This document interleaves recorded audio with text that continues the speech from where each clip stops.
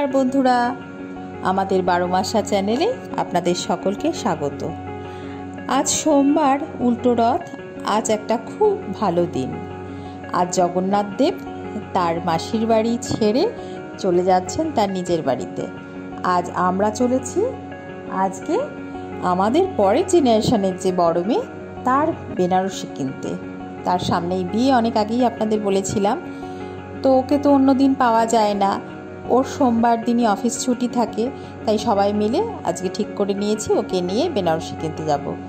কিন্তু বাদ সাধলো বৃষ্টি। বাইরে অঝোর হয়ে যেভাবে বৃষ্টি পড়ছে, কিভাবে যাব আমরা বুঝতে পারছি না। কিন্তু যেতে তো হবেই। সবাই প্রস্তুতি নিয়ে নিয়েছি, ওরা রেডি, আমরাও রেডি। কিন্তু কতক্ষণে যে বৃষ্টি থামবে বুঝতে পারছি না।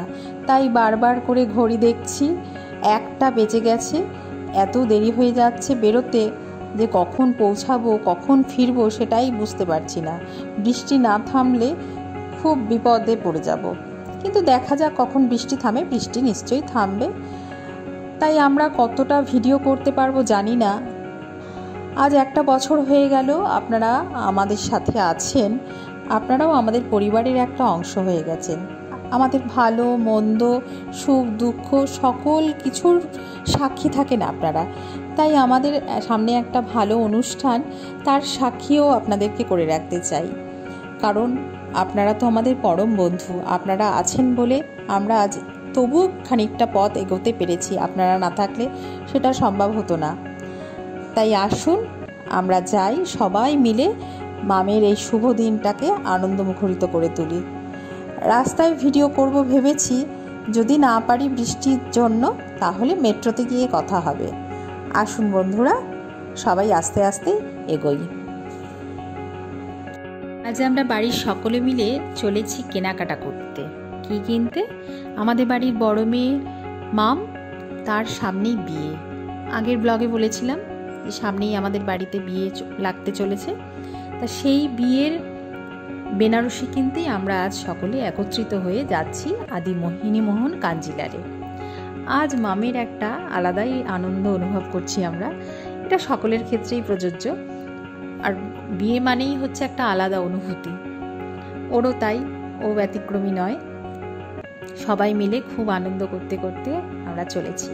যখন বেরিয়েছি তখন খুব বৃষ্টি হচ্ছিল, এখনও ঝিরিঝিরি পড়ছে, কিন্তু থেমে যাবে। মেট্রো থেকে নেমে পড়েছি, এবার চলেছি আমরা দোকানের দিকে। আসুন বন্ধুরা, পায়ে পায়ে আমরা সবাই মিলে যাই, ওর বেনারসিটা কিনে ফেলি চটপট। একটু আগেই বৃষ্টি হচ্ছিল, আবার আকাশ সুন্দর পরিষ্কার হয়ে গেছে। দেখুন চারিদিকে রোদ ঝলমল করছে। আজ তো ছুটির দিন নয়, তাই চারিদিকে দেখুন গাড়ি ঘোড়া, জনসমুদ্র। কলকাতা মানেই তো তাই। দেখছেন ওই যে হলুদ ট্যাক্সিগুলো চলেছে, ছোটবেলার কথা মনে পড়িয়ে দেয়। যদিও তখন একটু অন্য মোড়কে ছিল হলুদ ট্যাক্সিগুলো। আজকে ওলা উবের কত কি হয়ে গেছে। যখন আমরা ছোট ছিলাম, আমাদের যদি একটু দূরে কোথাও যেতে হতো বা স্টেশন গিয়ে গাড়ি ধরতে হবে, তখন আমরা বাবা মার সাথে সেই হলুদ ট্যাক্সি করে যেতাম। কত কিছুই মনে পড়ে। আমরা সত্যি আবেগপ্রবণ হয়ে পড়ি তখন। খুবই ভালো লাগে। স্মৃতি সততই সুখের হয়। অবশ্য কিছু ব্যতিক্রমীও থাকে, তা নয়। ঠিক আছে, আজ আর অন্য কথা বলবো না। আসুন আমার সাথে হাঁটতে হাঁটতে হাঁটতে হাঁটতে কলকাতাকে দেখতে দেখতে আমরা যাই, গিয়ে একটু শপিং করে ফেলি। শপিং করতে কিন্তু ভীষণ ভালো লাগে, বলুন বন্ধুরা। আমরা এবার হাঁটতে হাঁটতে চলে এসেছি অনেকটা পথ। আমরা এবার যাচ্ছি কলেজ স্ট্রিটের ওপর দিয়ে। কলেজ স্ট্রিট নামটা শুনলেই মনটা ভালো হয়ে যায়।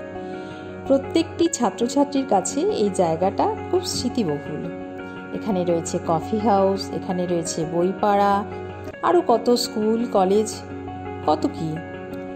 তা আমার কাছে এই কলেজ স্ট্রিট খুব স্মৃতিবহুল।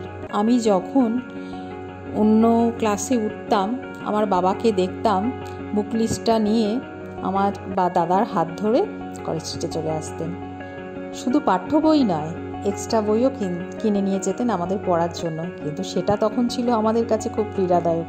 বই পড়তে তো ভালো লাগতো না তখন, কিন্তু আস্তে আস্তে কিভাবে যেন বাবা আমাদের মনে বই পড়ার একটা নেশা ধরিয়ে দিয়েছিলেন। বাবাকে দেখতাম মানে সকাল থেকে অফিসটুকু বাদ দিয়ে সারাক্ষণই বই পড়তেন। আমারও সেই নেশাটা হয়ে গিয়েছিল। আর ওই যে দেখছেন প্রেসিডেন্সি, এই প্রেসিডেন্সিকে নিয়ে আমার এক অমোঘ টান। সেই গল্প না হয় আর একদিন বলবো, আজকে আর সেই গল্প নয়। বাহ, অনেক দিন পরে ট্রাম দেখতে পাচ্ছি। আমাদের ওদিকে তো আর ট্রাম চলে না। এই কলেজ স্ট্রিটের এই দিকটায় এলেই আমরা ট্রাম দেখতে পাই। ট্রাম দেখলে সব থেকে আগে আমার যেই কথাটা মনে পড়ে তা হলো রূপসী বাংলার কবি জীবনানন্দ দাশের মৃত্যু। এই ট্রাম কিভাবে একজন কবির প্রাণ নিয়ে নিল। যাকগে, এইসব ভেবে আর মন ভারাক্রান্ত করব না। আজকে অনেকটা রাস্তায় হেঁটেছি, আমার মনে হচ্ছে 5 কেজি ওজন কমে গেছে। এমনি আমি খেয়ে বেরোইনি, আমি কোথাও বেরোলে আমি খেয়ে বেরোতে পারি না। আমার খিদেও পেয়েছে, দেখি যত তাড়াতাড়ি সম্ভব শাড়ি টাড়ি কিনে খাবো, কিছু একটা খেতে হবে, নইলে গ্যাস হয়ে যেতে পারে। আর আমি মামকেও বলছিলাম যে তুই তো এখন বেরোতেই পারিস না, কারণ ওর হচ্ছে অনলাইনে অফিস হয়, তাই জন্য কোথাও বেরোতে পারে না। সোমবার একটা দিন ছুটি থাকে, কোনো না কোনো কাজ ওর থাকে এক্সট্রা। যাই হোক, একটা ছুটির দিন, সেদিনও ভালো করে ঘুমোয়, যাই হোক ও নিজের কাজ করে। ওই যে দেখা যাচ্ছে আদি মোহন কাঞ্জিলাল, স্বর্ণালী ম্যামের ছবিটা একদম জলজল করছে, দূর থেকেই দেখা যাচ্ছে। আমরা চলেও এসেছি, এইবার আমরা যাব, ভেতরে ঢুকবো, ঢুকে শাড়িটার কিনবো। এই যে বাহ, কি সুন্দর লাগছে ম্যামের ছবিটা, আদি মোহন কাঞ্জিলাল, কত বড় বড় অক্ষরে লেখা। এখন তো এদের আবার 2টো শোরুম হয়ে গেছে, এখানেই 2টো শোরুম আছে, একটা গদিঘর হয়েছে পেছনে।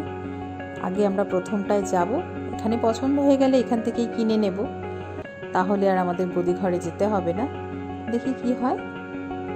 আসুন বন্ধুরা, আপনারাও আমাদের সাথে একটু দেখবেন ঘুরে দোকানটা কেমন লাগে, আপনারাও দেখুন, আমাদের সঙ্গে থাকবেন। আসুন, এই যে আমরা চলছি, ভেতরে প্রবেশ করলাম। আসুন।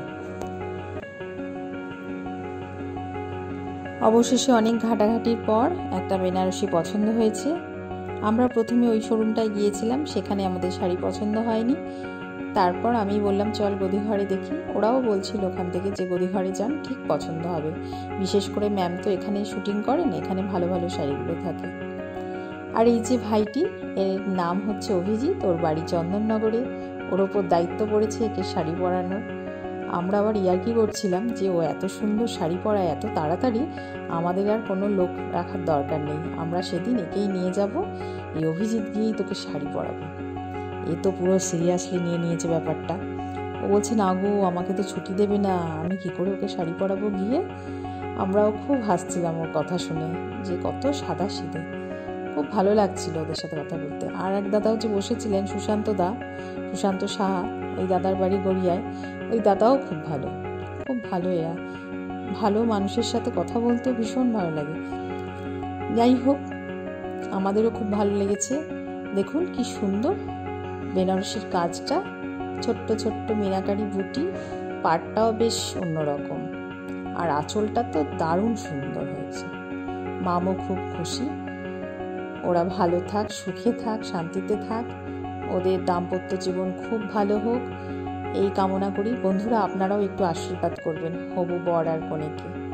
ইতিমধ্যে আবার হবু বর সে কি করেছে, তার হবু শালিকার কাছে ভিডিও কলিং করেছে, মানে হচ্ছে আমার ভাইজির কাছে।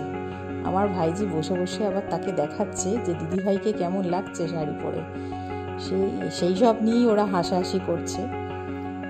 যাই হোক, ওরা ভালো থাকবে, সুখে থাকবে, সেটাই আমাদের সবার কামনা ঈশ্বরের কাছে। আপনারাও একটু কামনা করুন যে ওরা যেন ভালো থাকে। এই যে দাদা, এই দাদার কথা একটু আগে বলছিলাম, সুশান্ত দা, খুব ভালো মানুষ। এত গল্প করছিল ওই কটা একটুখানি সময়, তার মধ্যেই আমরা যেন কিরকম আত্মীয় হয়ে উঠেছিলাম সবাই মিলে। খুব ভালো লাগছিল সবার কথাবার্তা শুনে। যাই হোক, যেটা কিনতে এসেছি সেটা যে আমাদের সবার পছন্দ হয়েছে। আর এখানে সম্ভার তো ভীষণ ভালো। আর আমরা যেদিন গিয়েছিলাম সেটা ছিল উল্টো রথের দিনে, ওদের উল্টো রথ পর্যন্তই ওদের একটা ডিসকাউন্ট চলছিল, 10% ওরা ডিসকাউন্ট দিচ্ছিল। আর আমার তো ভীষণ ভালো লাগে। সমস্ত দোকানে ঘুরে ঘুরে শাড়ি টাড়ি কিনতে। আর এমনি আমার আদি মোহিনীমোহন কাঞ্জিলাল সম্পর্কে একটা আলাদা ভালো ধারণা রয়েছে। আমি ভালো ভালো শাড়ি কিনলে এই দোকান থেকেই কিনি, আর যারা কেনেন তারাও নিশ্চয়ই জানেন এই দোকানের সম্পর্কে। যাই হোক, আমাদের ভালো লেগেছে তাদের ব্যবহার, তাদের সম্ভার, সব কিছু মিলিয়ে বেশ আজকের দিনটা ভালোই ছিল। আমরা শুধু বেনারসিটা কিনিনি, এর পরে আমার বৌদি একটা আর্নি সিল্ক কিনেছিল মামের জন্য, সেটা আর দেখালাম না, ওটা অলরেডি প্যাকিং হয়ে গেছে। যাই হোক, এই যে এটা হচ্ছে ব্লাউজ পিসটা।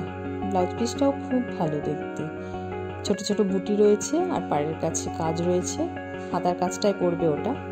ওরা বলছিল এখানে বানানোর ব্যবস্থাও আছে, তো মাম নিজের মতো করে বানাবে, ঠিক আছে, ডানলপে বানিয়ে নেবে। ডানলপে আমাদের ওখানে ভালো ভালোই মানে কারিগর আছে, ওরা বানিয়ে দেয়। এবার আসুন, আমরা এবার একটু খাবো। আসুন। ঘর থেকে নেমে আমরা এসে পড়েছি এই দোকানটাতে। এখানে আবার আমার ছোট মেয়ে মানে ভাইজি, ও আবার ওর আঁকার সরঞ্জামগুলো কিনবে। আমার ভাইজির না একটা প্রতিভা রয়েছে, ও খুব ভালো আঁকে, ও তাই ক্যানভাস কিনবে এখান থেকে। এছাড়াও ও ঘর সাজানোর অনেক জিনিসপত্র তৈরি করতে পারে নিজের হাতে, ওর এগুলো ভালো গুণ। এই যে দোকানটা দেখছেন, চন্দ্র এজেন্সি, এখানে ফোন নাম্বারও দেওয়া আছে, ঠিকানাও দেওয়া আছে। বন্ধুরা, আপনাদের যদি কারোর কিছু প্রয়োজন হয় আপনারা এখান থেকে এসে কিনতে পারেন। এখানে খুব কম দামে বিক্রি হচ্ছে সমস্ত জিনিসপত্র। কেনাকাটা শেষ, এবার পেট পুজোর পালা। তাই আদি মোহিনীমোহন কালচিলারের উল্টো দিকেই দিলখুশ রেস্টুরেন্টে চলে এলাম। রাস্তায় এক দাদাই আমাদের সাহায্য করলেন, বললেন ওখানে খুব ভালো খাবার পাওয়া যায় খুব কম দামে, তাই চলে এলাম বন্ধুরা।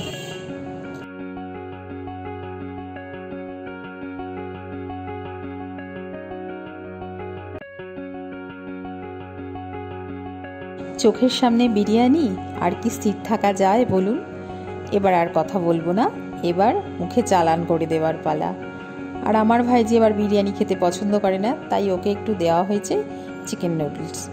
এবার আস্তে আস্তে আমরা খাওয়া দাওয়া সারি, আপনাদের সাথে বিদায় নেবার পালা। সবাই খুব ভালো থাকবেন, সুস্থ থাকবেন। সবার সাথে দেখা হবে অন্য কোনো একটা নতুন ব্লগে। আর যদি কোনো দিন সুযোগ হয় আপনাদের সাথেও একটু খাওয়া দাওয়া, একটু সাক্ষাৎ করব, খুব ভালো লাগবে। যদি আপনারা সুযোগ করে দেন নিশ্চয়ই হবে।